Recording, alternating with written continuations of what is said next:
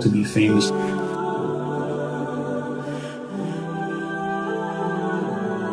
Assalamu alaikum. My name is Salah. I'm from America, a state called Minnesota up north. This is my story and how I heard of Muhammad Qasim's dreams. Basically, my story is different from a lot of people. Basically, my story started in 2015. SubhanAllah, alhamdulillah also. My story started in 2015. One day I was just on YouTube scrolling, doing what teenagers do. I was a junior in high school. It was my junior year of high school, and those people that know me know. People that know me grew up, like around that time I was really on my deen, alhamdulillah. I was heavy on my deen. So, I was just on YouTube one day, just randomly, I was just on YouTube, and I seen a video titled, Divine Dreams, and seeing Allah and Prophet Muhammad. And, I was intrigued by that title. I'm like, Divine Dreams, he's seeing Allah, he's seeing Prophet Muhammad in his dreams. I'm like, okay, cool, let me see what this video is about. So I clicked on the video, and it didn't have no audio, it didn't have nothing. And it was just writing. It was like the monologue of Star Wars, or I think it's at the ending, I don't know. Like I think it's the beginning of Star Wars, how it goes up. Like it was like that type of monologue. It was just him talking about his story. And I just kept reading it. And then I used to study signs of Qiyamah and end times, and it just correlated with a lot of things that's in the Sunnah and a lot of things that the Prophet Sallallahu Alaihi Wasallam prophesied. His dreams, and that correlated. It was very similar. And he's talking about Qazb al-Hind and Tajal, and I'm like, who is this guy? Like, and how does he have this information? It sounded so profound, and it sounded like it was happening to him. It felt vivid, so I was intrigued by that, So I wrote on the comments, hey, what's your email? Think along the line of that. And then Muhammad Qasim replied back and sent me his email. And subhanAllah, we started talking on email. So I started asking him questions and started asking him, who are you and why are you doing this, and where are you from, and like what's your end game, and a lot of people claim and stuff like this, so it could be misleading for a lot of people, and especially in today's time, information, you could be in Antarctica, and if you have the internet, people in India, people in Africa couldn't watch you. So, and information is really precise and fast, and it just travels through, and there's a lot of false information. But this guy, there was some truth in what he in his dreams, and I correlated with him a lot, because it was so easy for me to accept what he was preaching, what he was talking about. Because when I was like 13 years old, I had a dream, and in that dream, it was me and my friends were playing basketball. And one by one, all my friends got lifted up to the sky, They all got lifted up to the sky, and they all getting lifted up. And I looked up to the sky, and I was like, oh Allah, what about me, oh Allah, And a voice from the sky talked to me, and the voice said, because you never used to pray, subhanAllah, And that's when I started praying. So it was like very easy for me to accept Muhammad Qasim's dreams, because Allah talked to me in a dream before, so it was very easy when I seen his message, and I accepted it right away. Alhamdulillah, I didn't even think about it, or because all he was saying was, hey, these are my dreams, believe in them. He didn't ask no money, he's not asking to be famous, he's not asking for anything.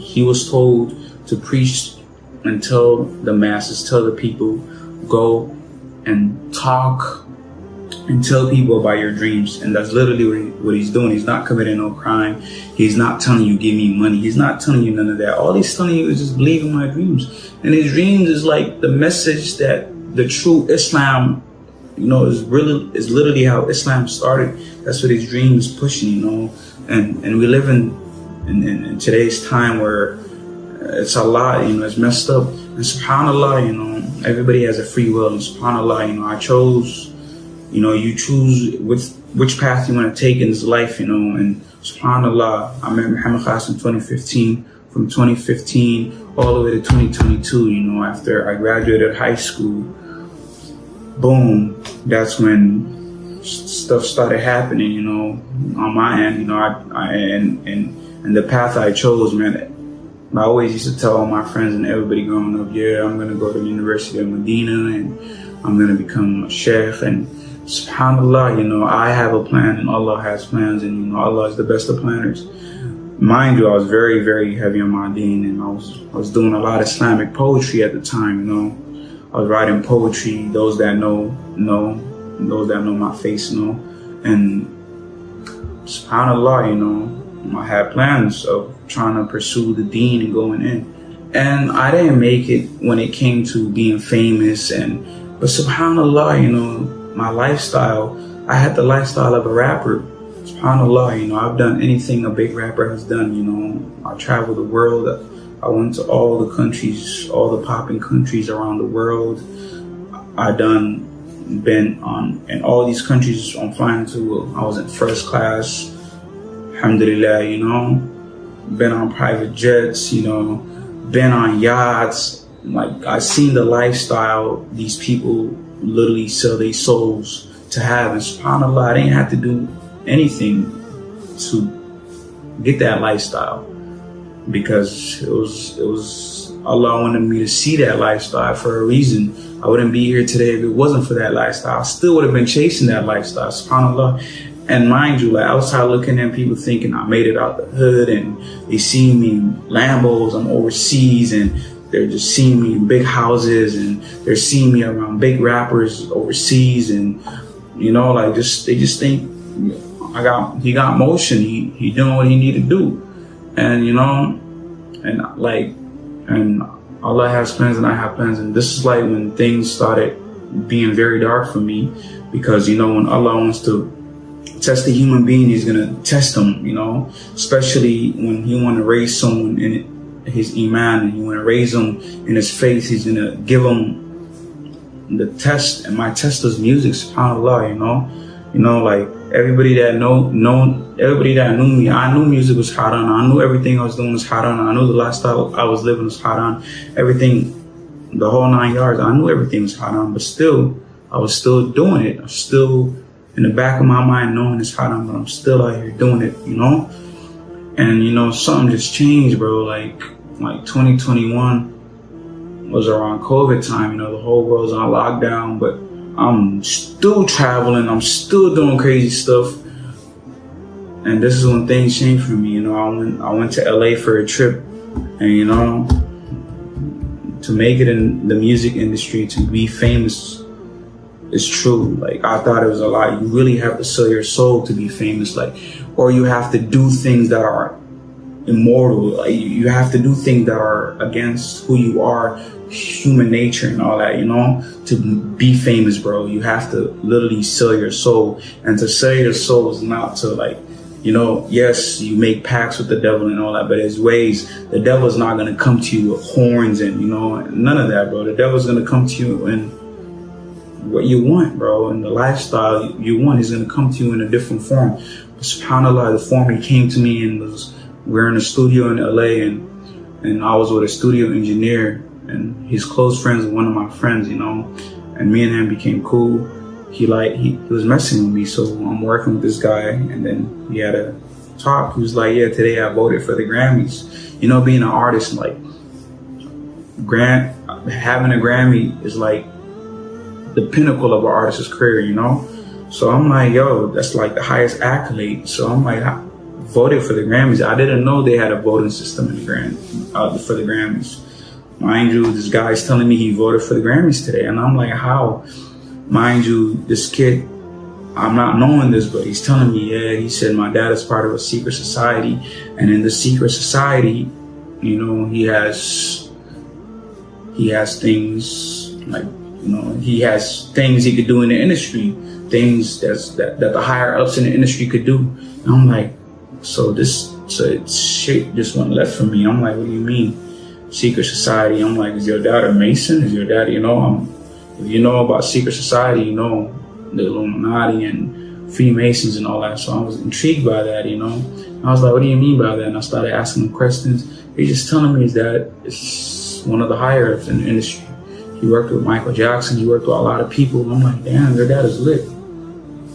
So mind you, while I'm talking to this kid, like, something happened to me while I'm in the studio and I'm talking to this kid and he told me secret society.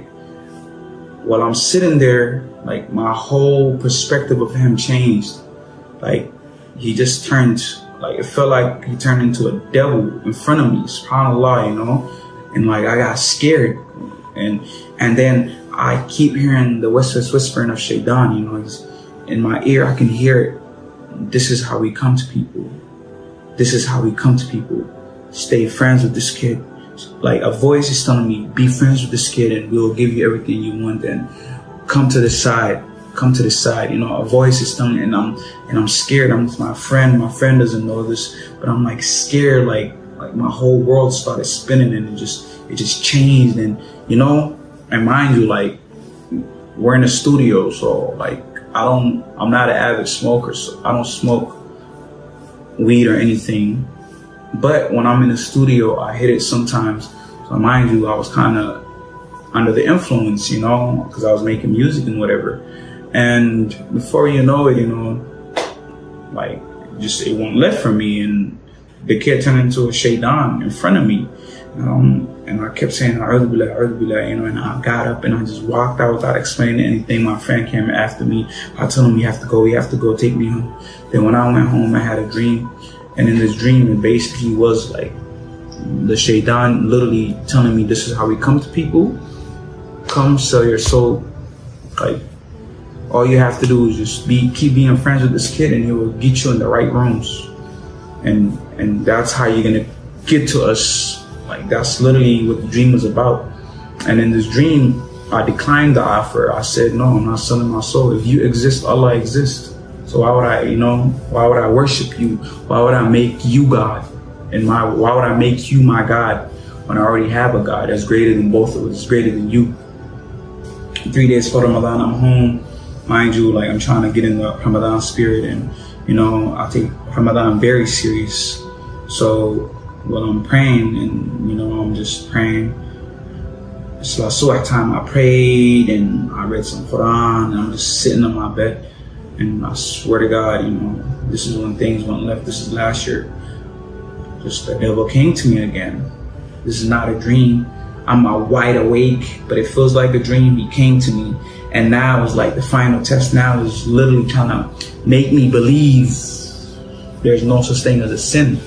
Do what thou wilt. If you know that phrase, you know that phrase. You know what I'm saying? You live life according to whatever. You do whatever you want in life.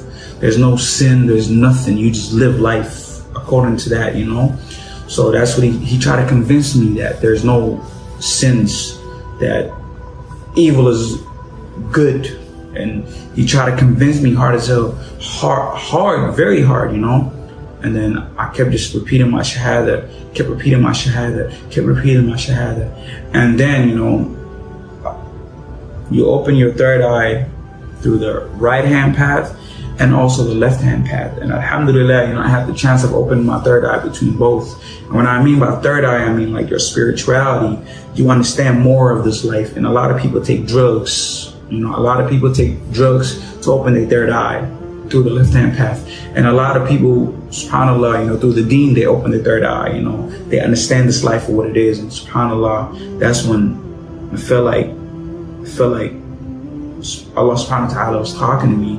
And it was not like, I don't know how to explain it. It was just a voice.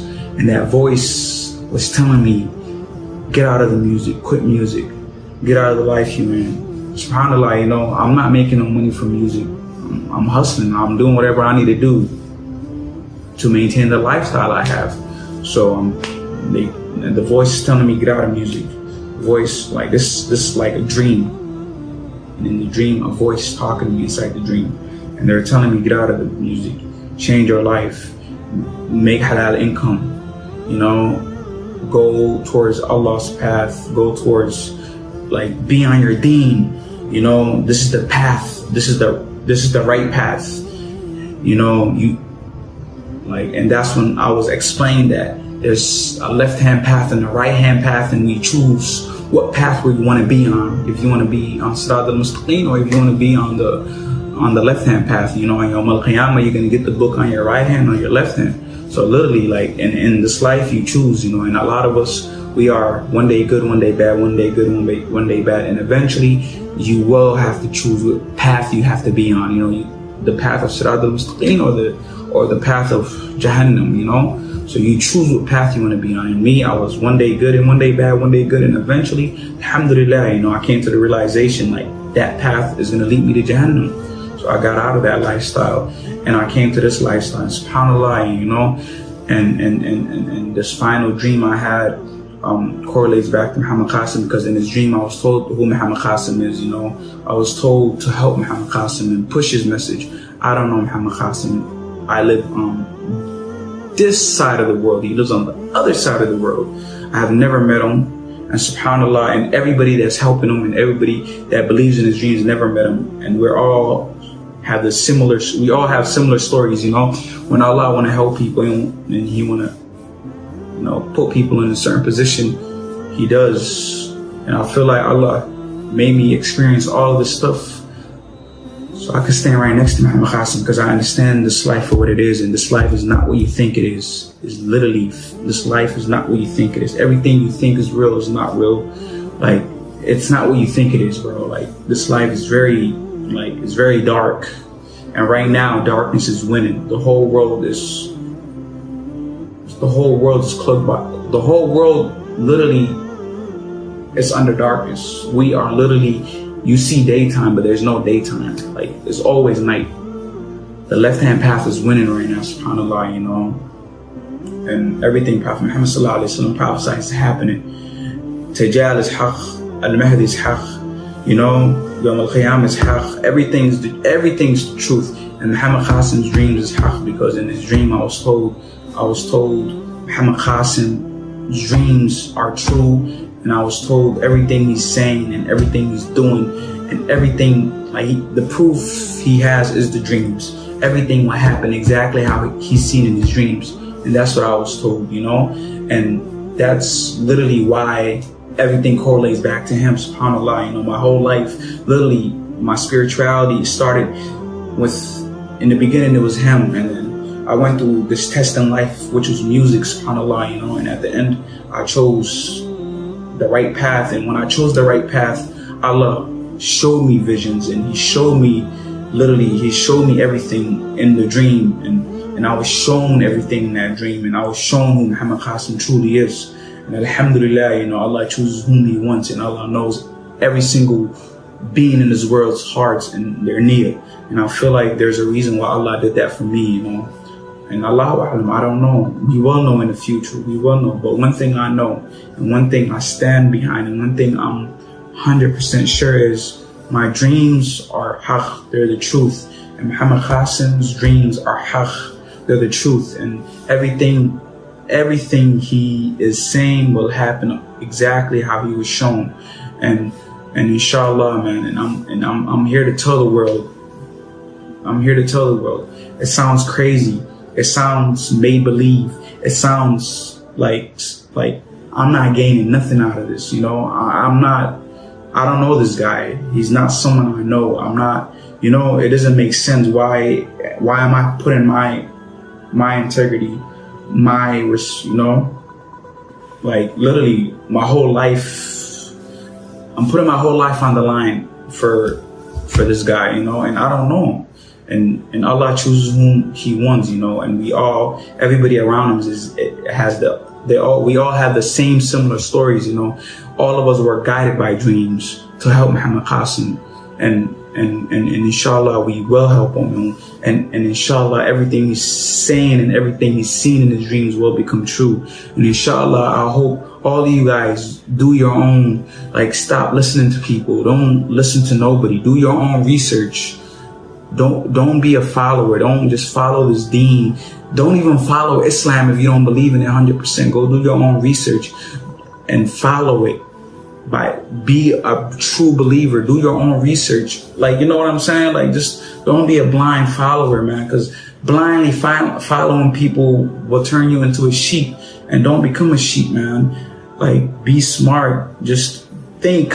This guy's not claiming to be the Mahdi, and he's never once claimed to be the Mahdi. And Muhammad Qasim, all of us know, we all talk to him. He runs away from that. When we tell him that, he tells us, no, I'm not the Mahdi. Leave me alone. I don't want to speak about that. No. You know, like, he shuns those, you know what I'm saying? Like, he doesn't accept that. And that's how it should be, subhanAllah, you know. And for 8 years, if he was claiming to be the Mahdi, I've known him for 8 years, you know. In these 8 years, he's never once claimed to be the Mahdi. And for 8 years, he's been pushing his dreams. And subhanAllah, you know, I'm here to talk about it. I'm here, you know, to help him and to tell y'all he is who he says he is. And his dreams will happen exactly how he said would happen. Whether you like it, I like it, there's nothing we can do about it. There's nothing anybody could do about it. It will happen. And inshallah, you know, hopefully this opens a lot of people's mind. And if you want, inshallah, man, I can get into the left-hand path more, but I want to keep this video short and, you know, short as it could be. And assalamu alaikum wa rahmatullahi wa barakatuh.